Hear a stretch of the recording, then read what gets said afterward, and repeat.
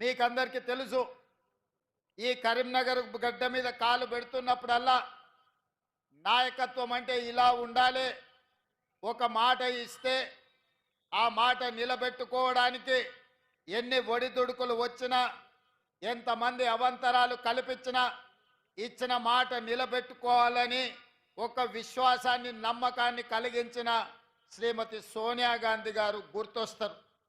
ఎందుకంటే ఆనాడు 2004 సంవత్సరంలో ఎన్నికల సందర్భంగా పెద్దలు జీవన్ రెడ్డి గారు లాంటి పెద్ద నాయకుల నేతృత్వంలో శ్రీమతి సోనియా గాంధీ గారు కరీంనగర్ గడ్డ మీద నుంచి మొట్టమొదటిసారి 4 కోట్ల తెలంగాణ ప్రజల ఆకాంక్ష నాకు తెలుసు.